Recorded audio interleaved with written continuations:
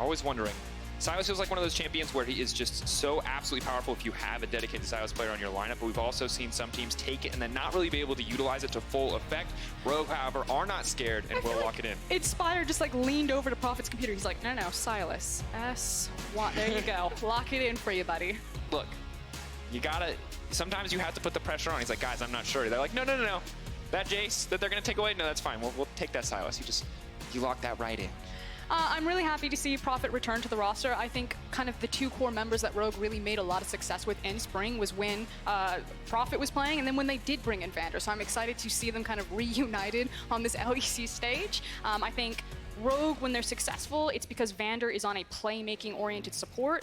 We hear all the time that he supposedly is a very loud voice. Haven't listened to the comms yet, so can't confirm that. But I can definitely tell when my eyes are looking at Rogue play, if he's on something like a Galio, they seem to be much more decisive and very fast tempo around the map. So I really want to see them get the firepower. Like something like a Nautilus would have been great for Vander. I was gonna say, speaking of the playmakers, Nautilus now locked in. I think almost exclusively seen in the support role after those first few games in the play-ins at MSI. That he did see in the mid lane, but would love to see it mixed up a little bit as Rogue now debate their options. But already a very long champion selection that each team is letting this timer tick down as far as they can before they lock in those picks. See, I'm really curious that Misfits went for high priority on Nautilus. Like you're saying, it can still be a flex pick, so maybe trying to hide their cards a little bit, when I still feel that Rek'Sai is in a really stable position, a very strong position in this meta. Now the Rumble locked in as well. It was seen top lane earlier today in the Splice game in the hands of Vizichachi, but I do think Rumble mid is an interesting option. Yeah, we've heard the rumblings of it. I like the fact that they have the Silas on their team this time around, so like Silas will not screw us over on the other side by taking Rumble ultimate. Yeah, Silas stealing Rumble ult is the most toxic thing in the world because you pretty much play Rumble for the Rumble ultimate.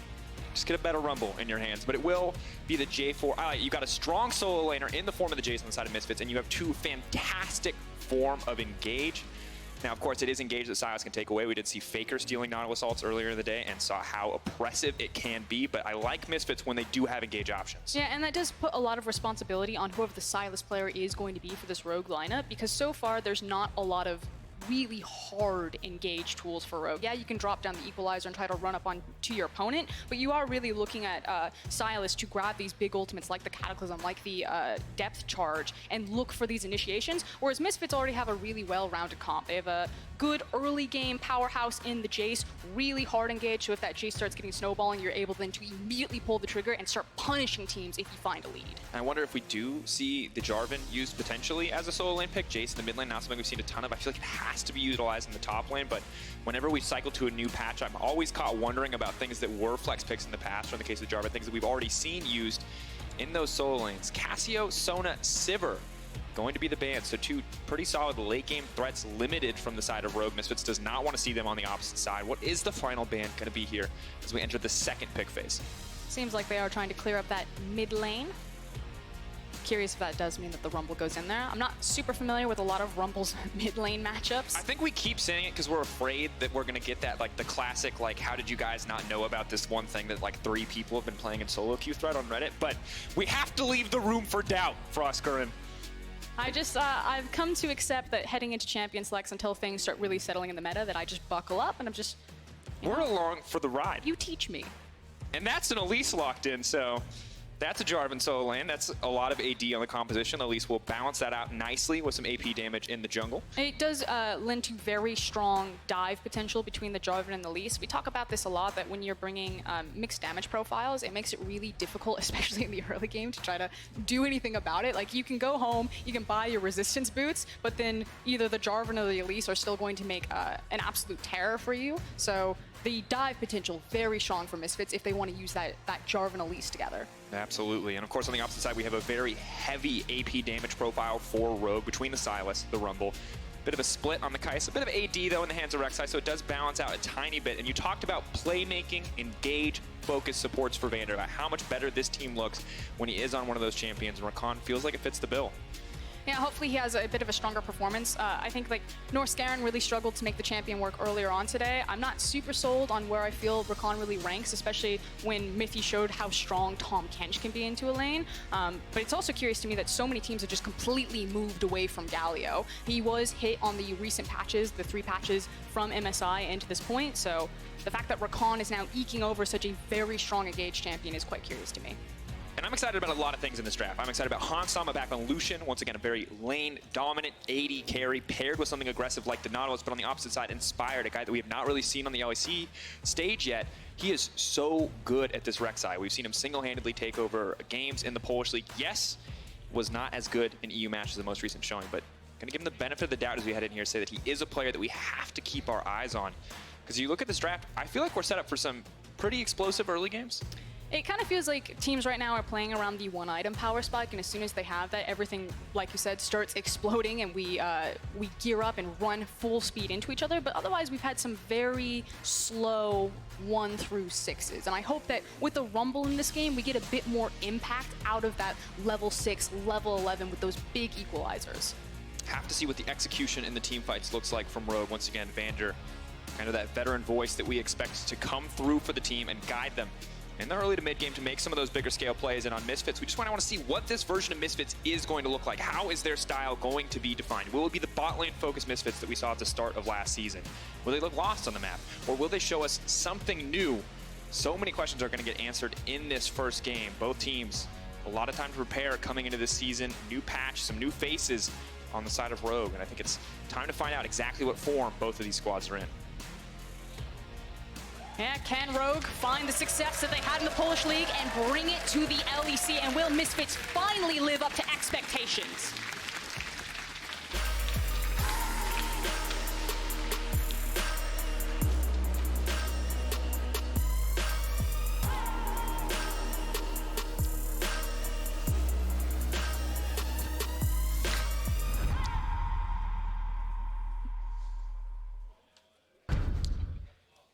Ladies and gentlemen, welcome to Rogue versus Misfits.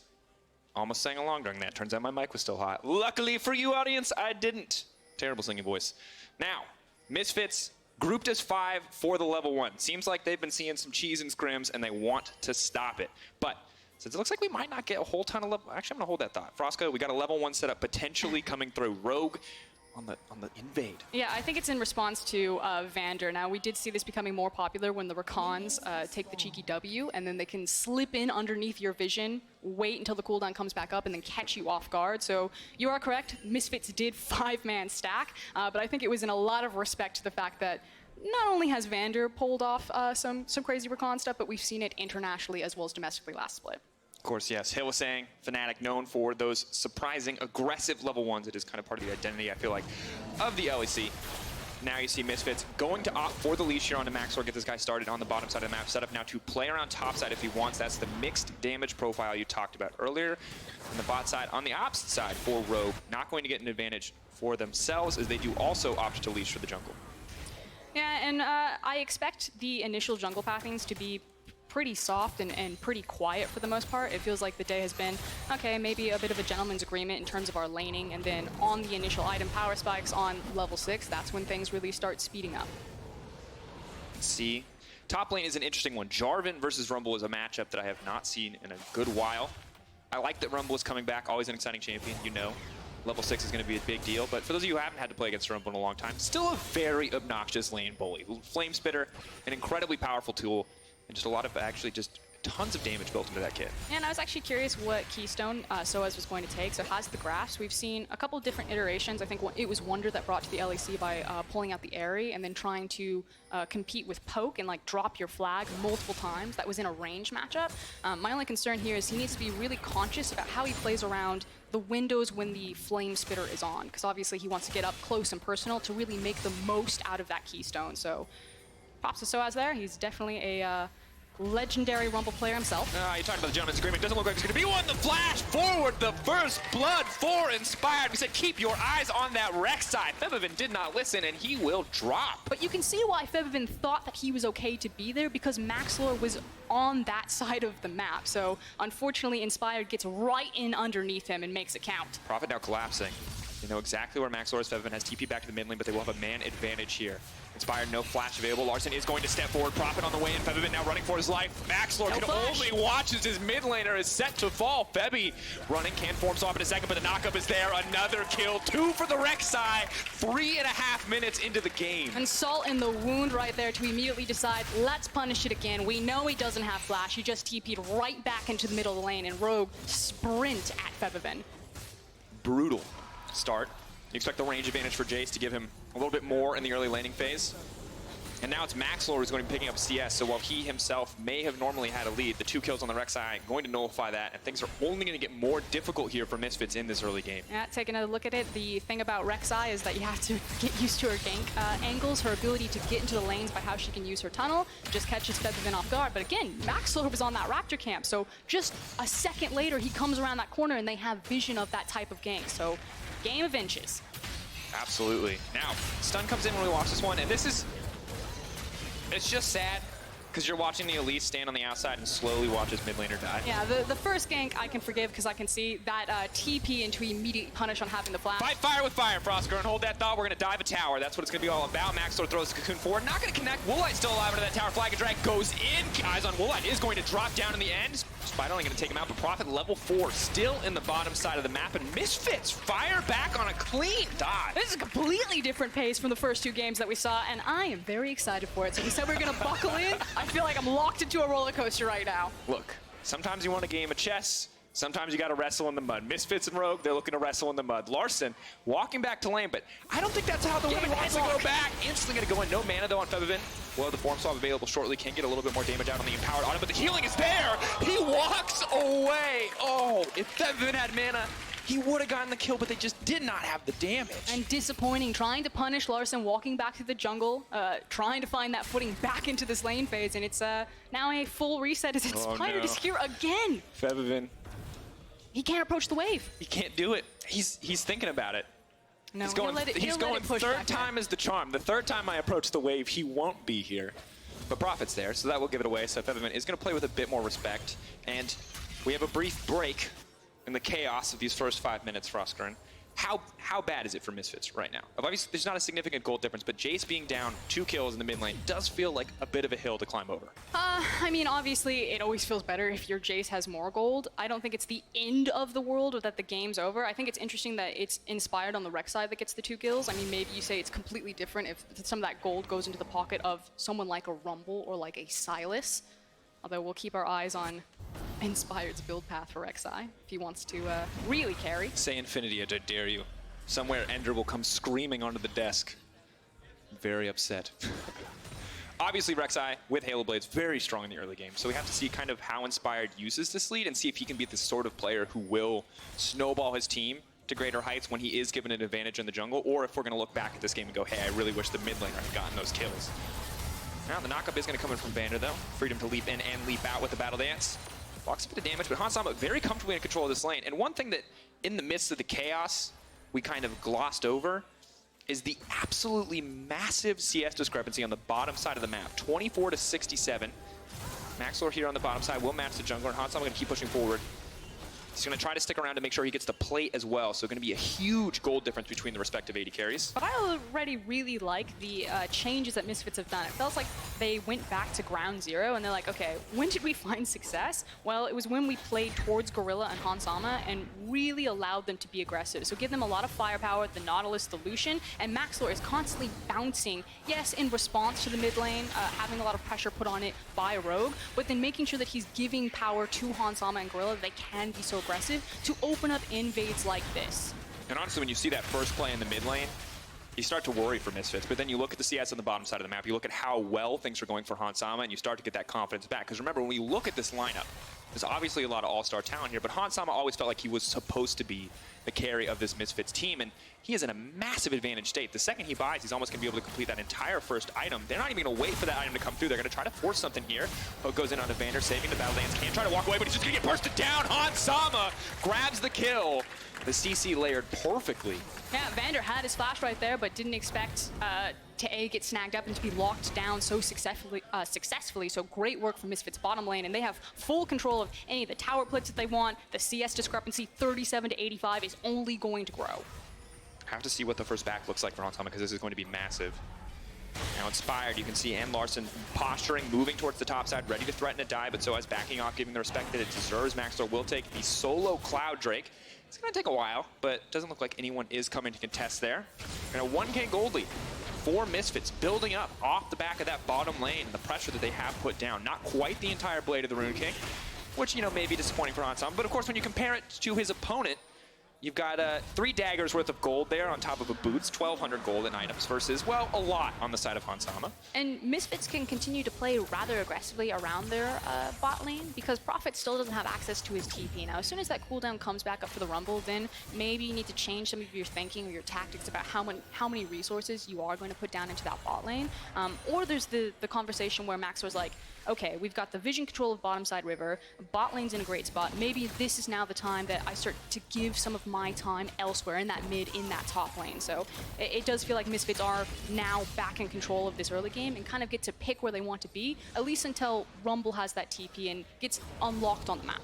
And as he gets closer to TP, also important to note, has passed level 6, the Equalizer available as well. We have the ultimate coming in from Rek'Sai, so the potential damage here, as well as the potential to reset tower aggro. Soaz is going to have to play careful here. Of course, diving a Jarvan, never something you really want to try to pull off, but diving a Jace, perhaps an easier prospect, as Inspired does posture on the mid lane. There is already the control ward there, so he knows he's safe to push forward. And look at that vision on the top side. And this is Soaz just recognizing that he's weak side right now, so he needs to respect it, and you can see that he's constantly skirting down into that bush. He's trying to check, are they setting up for the dive for me? Because Misfits have made a very conscious decision. Everything is going bot lane. It's really on Hansama and Gorilla. Grabbing so many plates in the exchange, and now trying to transition some of that power into the mid lane. Then, of course, stepping forward, you can check out their perspective on Pro View. But now a stolen ult could be a key to get the fight kicked off. Gorilla has to be careful about stepping forward.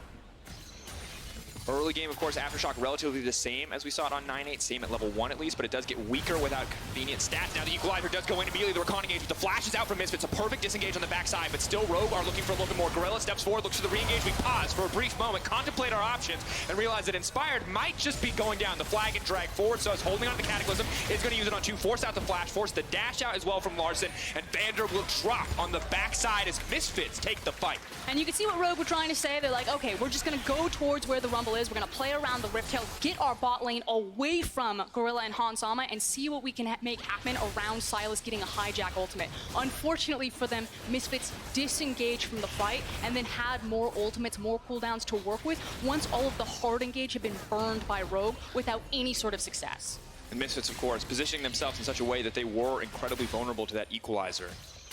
But they knew it too, and were so quick to pull the trigger to get out of that situation, because on paper, that was the ideal Equalizer. Choke point into the enemy jungle, that is the dream for Rumble. But when the enemy team can get out of it so quickly, when there isn't really any follow-up, when Vander misses the connect or gets flashed away from, you just don't get anything. I kind of have the same rule about Rumble that Deficio has about Shen. Now, Deficio's rule on Shen is that anytime he's in a game, the first 2 ultimates are the most important. And if they don't bang, then you're probably going to lose the game as Shen. For Rumble, I feel like the first 2 ultimates are the most important. And if they're not absolute bangers, then it feels real bad from that point forward. It's like a giant fire rock. You make it sound like he's dropping the base of banger. That would be such a good skin! All right, we'll talk about alternative career paths for our mutual genius later. For now, Misfits moving down to the bottom side. And once again, should be a pretty easy setup. Inspired is here as well. We'll see if he can move fast enough to stop this dive from coming through. Inspired on the way forward. Prophet still quite tanky. Equalizer does go down. They're moving away from the knockup. Inspired now looking, trying to find it. Soaz moving away. The flag and drag will be up shortly. They're stepping back, trying to move towards Maxwell. The cocoon connects. Soaz is still alive. Misfits are walking away. No! The Brave Seeker, the fadeaway shot will grab the kill. Too much, trying to look for the fancy feet work and walks back into it. Meanwhile, top. Vander's burning down. Of course, they're getting stat checked at this point. Hansama is simply too far ahead. Yes, you have a stopwatch, but you don't do any damage. Hansama grabs 2 in the process, and all too easy for the Misfits 80 carry. And Gorilla is back in form. That was a beautifully executed dive with the stopwatch right there. I had a lot of issues with Gorilla in Spring Split. I felt like he wasn't living up to the hype. A massive name behind him coming over from the LCK to the LEC looks much cleaner this time around. Absolutely does. Larson now moving up to the top side. TP is coming in. TP responded to as well. Have to be careful. Prophet getting locked up. Gorilla willing to give his life over here. So I was not stepping forward, but just going to throw out the Dragon Strike. Doesn't have the flag. Larson is on the backside. Have to be careful on this one. Cataclysm now coming in, stealing the culling, trying to hide behind the minions. Larson moving forward. Goes Golden, right on top of it, trying to make it out. The shutdown comes through, just point and click on the Kingslayer there as Larson will try to walk away, but meanwhile the Rift Herald has been summoned mid lane. Misfits responding with a play of their own. Lots of towers going down. Only 13 minutes of the game. The plates were still up. Massive influx of gold in the favor of Misfits. A 4K lead, but now Vander wants to turn it back. Inspired stepping forward. Knocked up. Febiven now in trouble. He's going to move into the middle of the team to give his life so Maxlor can escape. Good punish from Rogue, but still massive lead to Misfits. Now that said, there is 2 massive shutdowns given to the 2 primary carries for Rogue. It was Larson who picked up the shutdown onto Hansama, and it was Woolite who just picked up that shutdown right there. So, okay, a couple of things. Gold traded really well back for Soaz because he made sure that he was there to get all of those plates. So this guy who was playing weak side for majority of the early game now should be feeling very fat and happy. On the other side, again, the shutdowns into the 2 key players that Rogue needed to beat, and it feels like neither team is really choked out of this game just yet, and probably the next 2 fights will decide it. We'll check out our pro view replay from the perspective of Hansama, how he played this one out. Just good use of the dash there, and honestly, an unfortunate first stopwatch because it just meant that Woolite was going to tank the damage, and you can tell Woolite looking for the big play, but 3 stopwatches used, and Gorilla is able to walk out. So overall, Misfits bot lane domination. Not something we've seen since the start of spring, but always nice to take a look at it once again. It's hard because recency bias, you just want us to take a step away from Misfits, but we need to cast our minds back. They had that like 15-minute game against SK where they just absolutely smashed opponents through that bot lane. It's not Morgana Draven, but I will definitely take the Nautilus Lucian in terms of aggressive bot lanes. And while Inspired, I feel like, has looked pretty good in this game, while Larson has gotten to look good, the bottom lane for Rogue has been suffering. Woolite put so incredibly far behind. You talked about 1-item power spikes being important for Misfits. Well, he's at 1.5. Woolite is not even at 1 yet, so the difference in power is just enormous. And I do want to take this moment, because I know we've been talking a lot about Hansama and Gorilla. Shoutouts to Maxlor. I know that Vidius and I were quite aligned that when Misfits really did start to crumble, it felt like Maxlor was kind of that big breaking point, and that he just couldn't do what needed to be done for this team, and unfortunately, the jungler is the guy who always gets blamed. Solo queue pro play, never changes. Maxlor has been on fire this game as the Elise. Few unfortunate moments in those few early minutes, but otherwise, you're right, has been absolutely on point. His response has been very strong. And we talked about how important this game is for setting first impressions, right? First impression of a very new Rogue lineup, and kind of a second impression, say, you know, another first impression. We'll give them the second chance for a first impression. I know you're not supposed to, but we'll give that to Misfits. And so far, they're doing well. Of course, matched in kills, but we've seen incredibly bloody games from Rogue and EU Masters where they have tons and tons of kills, but they actually can't generate a gold lead. And this is a bit of a similar situation as they are down 5K. Larson does have to be careful here. The same level as Hansama. Difficult spot to be in. And this Rogue lineup, or this iteration of the team, when they were in the Polish League, did find a lot of their success through their team fighting abilities. So again, love that Vander's on a champion like Rakan. There's still that wombo combo potential of if you find a brilliant equalizer into an incredible Rakan ultimate, that they can very quickly turn it around. And this team did find success and were able to do that repeatedly. I think they had something like a 11-2 They lost a game. record. Yeah, they lost a game in the regular season. 1 game on Rise. The one that Vander wasn't there. And now they move down to the bottom side. 4 members strong, 4 Misfits. Of course, only 16 minutes into this game. Still incredibly early on to have this big of a gold lead. Slowly building towards 6K, 5.3 at this stage. So there's no need to play around Baron right now for Misfits. They are free to just continue to push in on the bottom side of the map. And you can see from the gold difference that right now, Woolite is scraping the bottom of the barrel. Needs 2 items under his belt, let's say, to be realistically a threat. And that shutdown, he was basically like 6 feet in the ground, and when he got the shutdown bonus, he's like, okay, I'm only 5 feet in the ground He was drowning, and now his head is above the water, and he's like, oh, I can breathe. Still very much underwater, but the head is, we're fine. That is just a real feels bad moment in that itemization. He's Kaise scrambling here. And that's the thing, it means that Misfits have a really big window before Rogue find their teeth again with their carries. Yeah, I'd say big is a soft adjective in this case. It is going to take a long time unless Rogue are willing to sacrifice CS for every other one of their laners to funnel CS into Kaise, which is of course an option. Kaise can be a massive threat. The Stormrazor is now completed, so closer to those first 2 evolves, but definitely an uphill battle for Rogue if they want to make a comeback. Thank you, observers, for showcasing that incredible ward line that Misfits have there. So Misfits have done a really good job kind of slowing down the pace of the game. Obviously, you can't immediately turn and play around Baron because it hasn't spawned yet, while the gold lead is really speaking for itself about how out of control this game got. But as we're talking about, there's now this big window where Misfits can take a breath, kind of set their feet. Where exactly do we want to attack on the map? How cleanly do we want to close this out? They no longer have to play that fast, scrappy style. They now get to dictate when the engage tools are going to come in, at least until Woolite feels confident on that Kai'Sa, which he does finally have an item. Does finally have an item. Now, Hansam admittedly almost has 2, and you can see total control over the bottom side. I like that Misfits have been able to play this slow, systematic game, breaking down the bot lane tier 2 tower. Not something that we always saw from Misfits. If we look way back, historically a lot of their weaknesses were in the mid game. Of course, tune that up, and recently we haven't even been able to focus on that point because things have just been falling apart so early on. So a good look from Misfits thus far. Double Drakes as well, so nearly flawless objective control. 0 towers taken for Rogue. You can see them grouping, posturing, looking to get something back as they know that the back timers have come in for Misfits. This is a very brief window for them to get anything done on the map, and right now all it means is a tiny bit of vision. I just think what's concerning is that they have the level 11 on the Rumble, and so they should feel really good at this point in the game, but unfortunately because they're so far behind and because Misfits are so far ahead of the clock and they're able to get a lot of defensive itemization as well as their offensive itemization, you got like Merc Treads basically on every member, you have the Hex Drinker there for Soaz, that it almost doesn't matter even if they find the perfect engagement. You're also then counting on Misfits massively fumbling the next fight.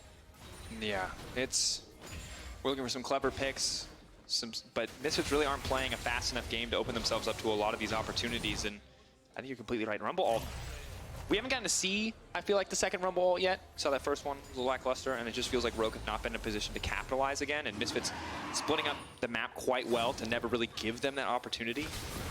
You know, Equalizer is one of those ultimates that's just, in theory, so powerful. On paper, 1.5 AP scaling ratio, synergizes so well with flat penetration, but in reality, really hard to find a good opportunity to use it. Yeah, and it's hard when your team's not ready to team fight because that's what Rumble wants to do. And Misfits are not only doing a good job kind of splitting up the map, taking the free objectives, but also making sure that they're not wasting any gold. These CS discrepancies across virtually every single lane, Hansama looking at a very close flame horizon on his opponent, just continuing to balloon out of control. And we're effectively waiting for the Baron to spawn. It now has. They got the Mountain Dragon for free. They can now turn and start playing around this objective and use this as a as the carrot to bait Rogue in. And it does feel like the Baron waiting room at the moment. You highlighted the CS discrepancy. And, you know, I feel like we've hit it so many times, but just absolute dominance. Once again, when it comes to setting first expectations, has not been a good look from Woolite thus far. And now Misfits, 20 minutes, they're going to start with the Baron. Inspired can step forward, but without the rest of his team here, he may just get one shot. Of course, Prophet is on the backside. Are they just going to give this one up uncontested? 1k health. Equalizer goes down. Smite will connect as well. They see an opportunity to get the fight kicked off. Maxwell takes a lot of initial damage. Hansama knocked out of the fight for a brief moment with the stolen ultimate. Gorilla not going to fall. Maxwell still alive as well. No one in Misfits has died yet, but Prophet's going to find the burn. The Rakan engage is there. Rogue finding the turn in an instant, but Soaz wants to fire back. Prophet inspired, the last 2 members standing, trying to get to that tunnel, wanting to save the cooldown to get out, but cannot do it. 2 kills quickly picked up by Misfits. And ultimately, it's still 3 Barons that Misfits managed to walk away. And not only that, but they have it on their mid laner, their top laner, and their ADC. So if they really want to, they can continue to split up the map, apply the Baron in all 3 lanes, and Misfits have now put their foot on the gas. And for Rogue, it just felt like that is the moment where you have to go in. That is the most of your opponent's resources you're going to get them to burn without you kicking off a fight, but still, things so heavily favored in the Misfits camp right now. 10k gold lead after they break down this tower, absolutely massive. 3 dragons, the Baron powering them up. The next 2 minutes, it is a game of survival. You are getting punched over and over again. You were just waiting for the bell to ding so you can get a break before the next round. But this was the decisiveness that we wanted from Misfits in Spring Split. Multiple times they would fumble in exactly that moment around a Baron, and they would throw games that surely they thought that they were going to win. This time around, it really sticks. And I agree with you. Rogue are saying, we have to go in now. But the gold discrepancy is what won out in the end. And they just could not lock down a target. You can see so many low health bars, but they're able to walk away for a long time. And the rest of the team getting started, but very much Bevavin still alive. The Jace still a massive threat. Yes, one of the members of the team that has been focused out, but when left alone, when left free in that back line, just able to cut through so many health bars. Also very cool for Maxwell, I believe, to get the cocoon off before going into the invulnerability, the stopwatch, right onto Larson. Oof. Wow, no surprise setup for Vander. Or in the, I feel like when teams get caught out by death brushes in any other region, it's like fine, but like in the LEC, it's probably not super acceptable because like Fnatic did it, and now pretty much everyone does it when they're behind, and You never want to be the guy that dies to the death bush. It's just so hard because you don't have the gold to invest into the control wards to make sure that you can safely check your own jungle. And look at that damage! Ooh. Traumatic experience for the Rek'Sai. Can't even see what's going on. Just gets a sense of the tremors and is just getting shot so many times. He was probably feeling that Infinity Edge like 2-0 early on in this game, and now he's like, nah. The Black Cleaver now. Maybe a Knight's Vow. All right, Prophet. Everyone is getting chunked. At this point, realistically, we are waiting for another Miracle engage from Rogue, but this time it has to be even better than the previous one. Otherwise, Misfits are just going to keep moving forward, just keep kind of asserting their dominance over Rogue with this massive gold that they did build up in the early game, and it's interesting to watch the first 3 minutes of this game where you do see those repeated Rek'Sai ganks, and now to see where we are now, and I think a lot of people be kind of scratching their heads like, how did this happen? And it's Hansama. It's this bottom lane, the attention that they were given, and what they've been able to do with it is they just instantly smashed through that tower and are now looking to grab an inhib as well. It's the fact that Misfits didn't take a step back, but here's a Equalizer. step forward. Big fat rumble flame coming in for Prophet. Buys a bit of time as well. So much damage goes in. Kaisa moving in as well. Misfits have overstayed their welcome. Prophet with a beautiful TP. The follow-up is huge for the side of Rogue. Featherman can try to step into this fight, but there are still 4 members alive and well. Rogue needed a miracle to hold on in this game, and they found it. It wasn't the second Rumble ult, it was the third one that got laid down from Prophet.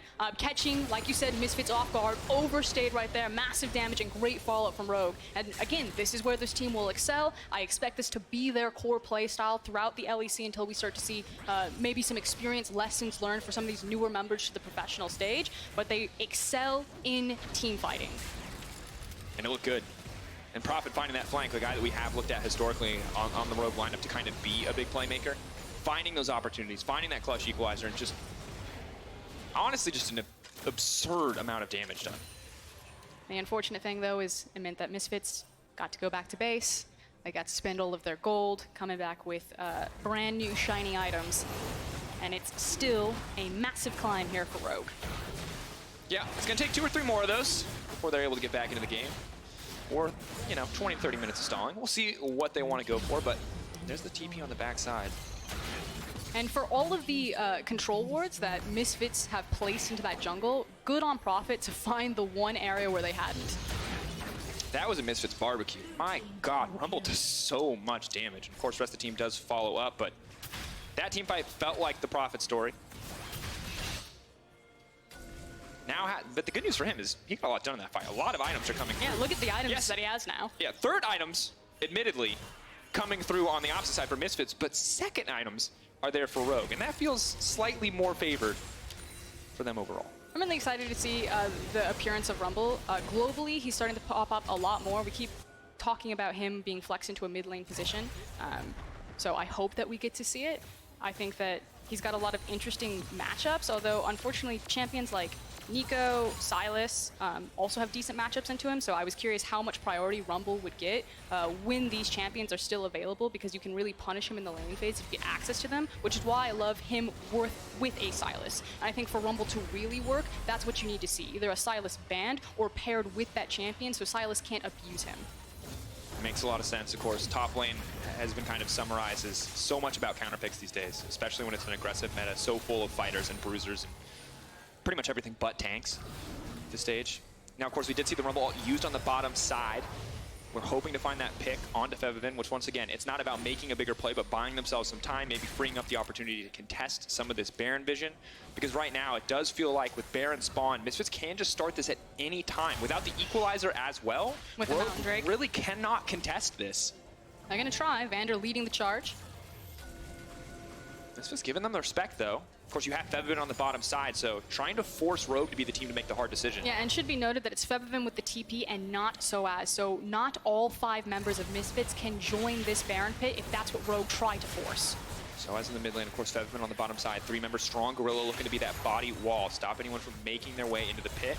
A lot of mobility on the enemy team, though. 3K. Gorilla going to throw out the ultimate. TP's now coming in there, trying to immediately get the members deleted left and right. The jungler has now been taken down. They're going to turn their attention off of the Baron. Featherman onto the backside, going to look to clean up Vander. Easy kick pick off there in the midst of everything. Silas, caught in the midst of this team, is not going to be able to get anything done, and Woolite is simply too far behind. Featherman Just gonna eat him for lunch. Double kill coming through for the Misfits mid laner. And look at where Rumble is. Didn't get to participate in that fight. You do not see that same damage graph where Rumble is doing 10,000 damage in the fight, and Prophet now picked off. Too much CC, he can't get anything done. He does throw down the ulti, but gets nothing else. That is the ace from Misfits, and it's going to be the game win as well as they walk these minions into the base, as they take their time on this Nexus. Frostgren, we wanted to know about first impressions. Rogue may have struggled, but Misfits absolutely dominated in their first game. Going back to what worked for them. Excellent performance from the duo lane, Hansama and Gorilla. Gorilla in particular looked in strong form. Loved the response from Maxlore on the Elise. Yes, Featherman was caught off guard initially by Inspired, but Maxlore managed to fight fire with fire, immediately started throwing down ganks. It got very scrappy, and then once Misfits regained control, had the reins, they were able to slow down the game and dictate it to the very end. Absolutely, and you can see the moments where Rogue was more on even footing, where Misfits gave them the respect they deserved, where they backed off, they stepped away from that Rumble ulti. They were not looking to get caught in that flame spitter. They were not looking to take all that damage from a very strong Prophet. Of course, Prophet does get that one fantastic TP, a glimmer of hope for Rogue, but Misfits simply too far ahead, and feels like they got the sense knocked into them. They slowed down the game once again. They say, okay, we don't need to overstep. We'll respect the Rumble, and they just won it through in the end. And it was two really good Baron setups from Misfits in that game.